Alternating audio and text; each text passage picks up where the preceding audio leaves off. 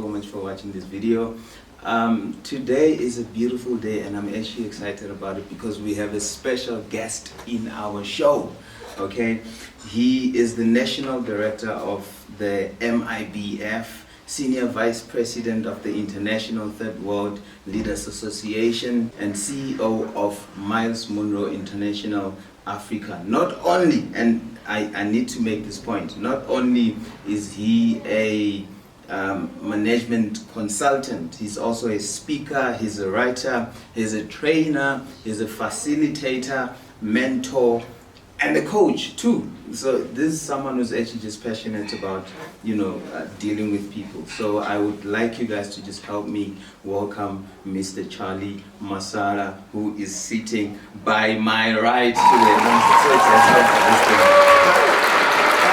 I'm very excited. Thank you. It's a wonderful opportunity to be able to converse with you this afternoon. Yeah. I couldn't wait for this interview since I was told that we're going to have this interview, because it's always my passion to talk to my people, the people who resides where I was born, and around the world. It's always a privilege. Absolutely. And the beautiful thing is you have us in your house, which is a beautiful house, by the way. I'm still like, yo, I want this house for myself. But thank you. Well, here is the key. God will never expose you to something that He doesn't want you to have. Okay, so if you see something or somebody give you a lift in a car which feels good and looks beautiful and you like it, there is clue that it's possible to come to you. Yeah. Because the principle is God will never expose you to something that He doesn't want you to have. Amazing. Yeah. Okay, so let's just get straight into it. Let's talk about your upbringing, you growing up. Where did you grow up, and the dynamics behind the whole coming up situation? Yeah, I'm a village boy. Oh yeah. I like to usually say that I am a homemade because I was born at home. Most of you were born in hospital beds, and but I was born at home. As a matter of fact, when my mother gave birth to me on the 15th of August 1971, it was a Sunday, and she had gone to check up on a pregnancy, and she walked from Anamani to Moromani, which is probably 9 to 10 days. And when she came back that night, I was born. You were born? Yes, and I was born at home. So I was not born in a hospital bed. So what was the reason you were born at home? Was there a certain in 1971, we did not have facilities, health facilities as we have them today. Most of us who were born during that time were born at home. Yeah. Unless if there were complications or whatever, but most of us were born at home. Okay. And I bet you even your dad was born at home. Oh, I must find out. He actually looks like he was born at home. The chances are that he was probably born at home. Okay. And I grew up there in Venda. I became a goat shepherd, looking after goats, and I was not a very good shepherd though. Yeah. Looking after goats and sheep, and cattle. Most of the time when I was looking after the goats were notorious because they move fast and they go astray. Most of the time when I was responsible for that, they never really came home. My brother was good at it, but I did my fair share. And I went through my primary school at Ndayezo High School, or secondary school, which is in Jorani. It's actually named after Ndayezo Naromondo. Oh, okay. Yeah. And that's where I did my high school after I finished my primary at Manamani Primary School. And then from there I went to TNT. I went to TNT. I did 10 months or so at university. When was this? When you moved? In 1991. 1991. 1991. I studied at Univen. But TNT used to have a campus inside Univille. So we moved, I think, September of that year, of 1991, and I wrote my exam in Pretoria in 1991. And that's where I started. From 1991, I finished my diploma in 1995. 1996, I started working, doing my service training. And I remember during those days, I got an opportunity to go into the CSIR. Yeah. And so let me hold you there, and you remember this when I told you before we started the interview offline. Yeah. I even said that. So he's a speaker, he's a communicator, like I indicated earlier. So his answers are quite lengthy. So I would love to just hold you a little bit there. No problem. Because I wanted to find out, you growing up in Venda, right? Are there some of the lessons that you've learned there that you maybe still use today? Well, growing up in Venda, I had a wonderful upbringing. I had good two set of parents. And my father was a hard worker of note. So is my mother. But also they were disciplinarians. They were very hard on discipline. They wanted to make sure that all of you, all seven of us actually ended up, getting our education and doing something in life. My elder sister is a principal of a school. And so is my brother. I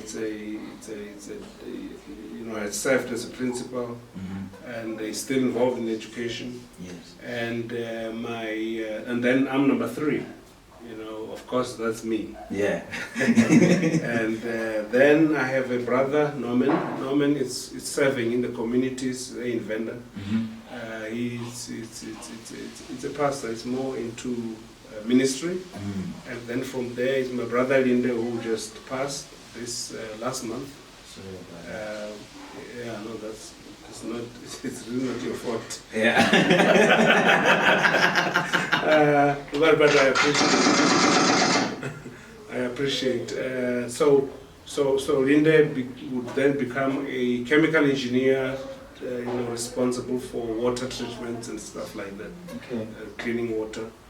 And then Job, my brother, is an electrical engineer. He runs his own company in electrical engineering, and he has his own chill spot in Nandoni Adumasi. As you turn in there, you see he sells all sorts of, he has a braai place, and they sell ice and ice cubes and other things. But he's a chemical engineer, electrical engineer.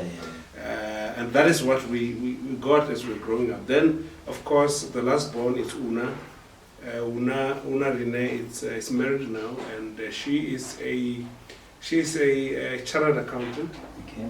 She's in accountancy, and all of us were raised to be responsible. All of us are responsible people. You would never even have a child out of wedlock in my home. That's how serious my dad and my mom were, and all of us were raised that way. That's why none of us had children out of wedlock or whatever, because you would not do that. My mother was very strict. She will actually beat you up and remind you that she brought you on earth, and that if you're not going to listen, she will take you. God gave her to, you as a gift, and if you're not going to participate, she's going to send you back to him. That's how serious it was. With the kids. Well, the times have changed. With my kids, it's a little different. But there's one thing that we learned, though, as we were growing up. It was entrepreneurship. So none of us at our home we don't sit and just do nothing. Even including my brother, who's a teacher. He sells. He's in the streets right now. We're in Midrand. Okay. Sell, acha, fruits, veggies, you name it. And I sell too. Okay. During COVID-19, I was selling Umhlonyana. Oh, okay. The herb. Yeah. The COVID herb, which is very well known. And also, of course, I sell my books. My book is out now, which I'm sure we're going to be talking about. Which I'm sure we'll talk about. That. Yeah. So that upbringing of hard work has made me, travel the world. It has made me meet people that I never would have met. Yes, and if I was not committed into hard work and serving humanity. So the key is servanthood. When you are a servant, and when you become a servant and decide to serve the people, you will never go without.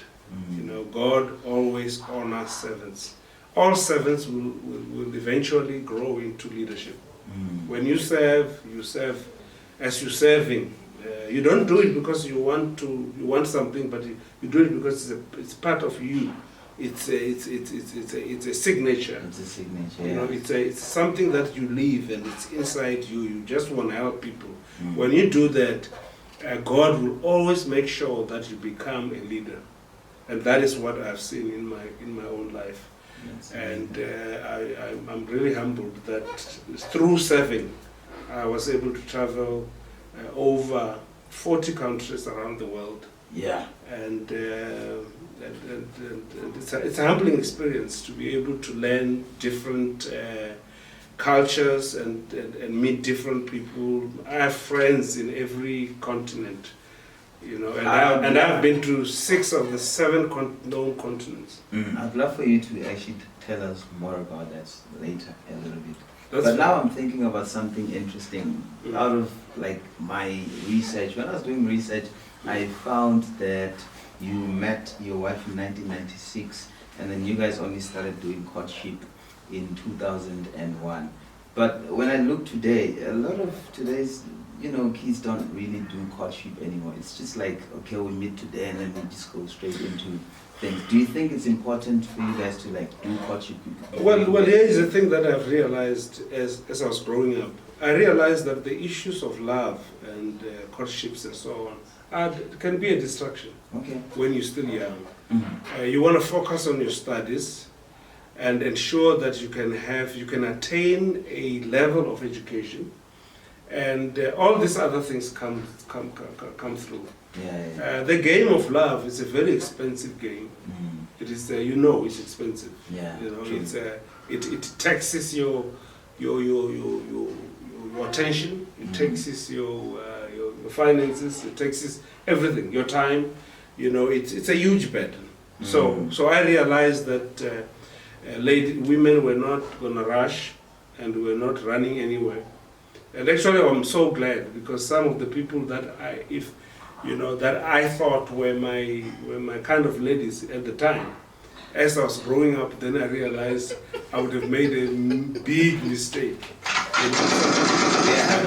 So you don't want to, you must let the sleeping dogs to lie. Yeah.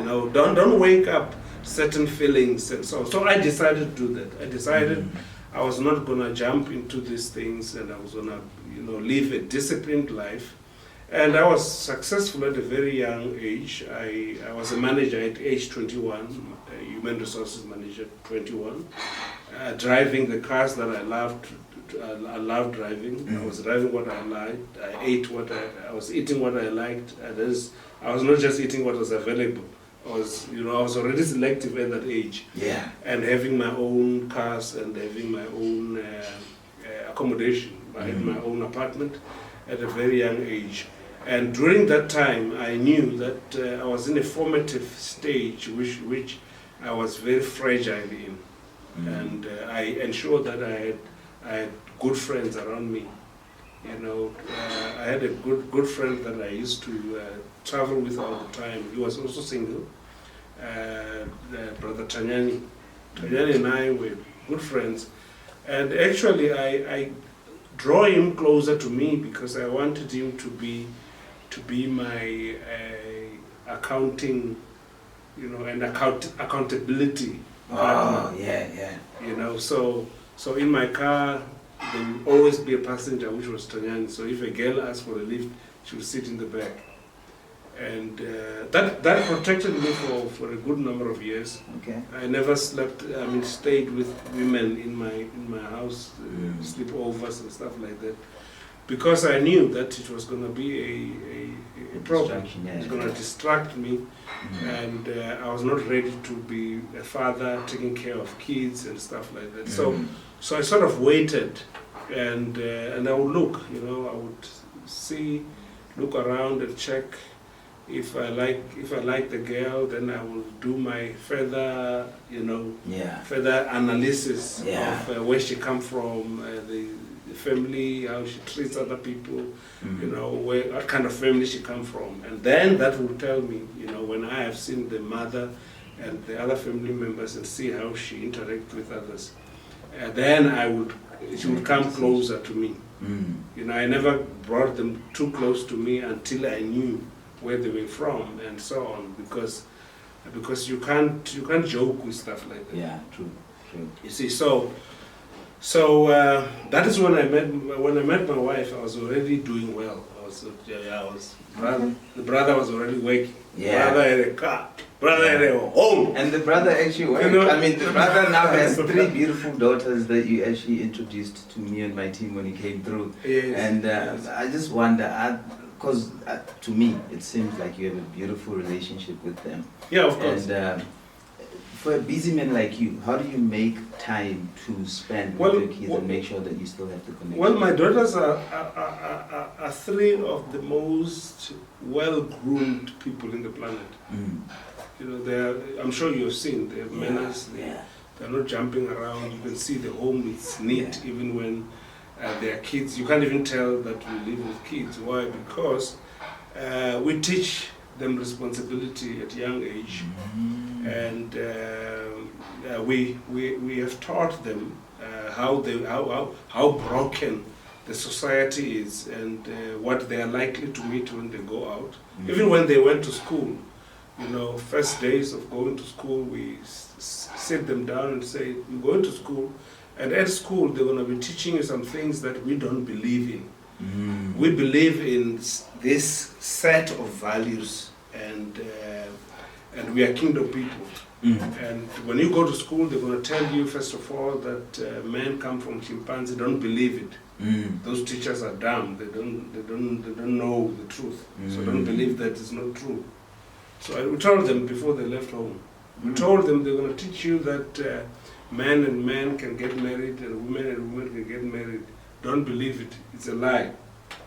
It's not what we believe in. It's not according to our faith. So a lot of things we make sure that we don't just leave it up for the teachers, that we teach them ourselves. So now they have grown. The firstborn is 14, Zoe, and O'Connor it's 11, and Anissa is 6. All of them are wiser than an average teacher. That's beautiful. That's beautiful. And I just wonder if there are any traits that you have that you maybe love for them to inherit.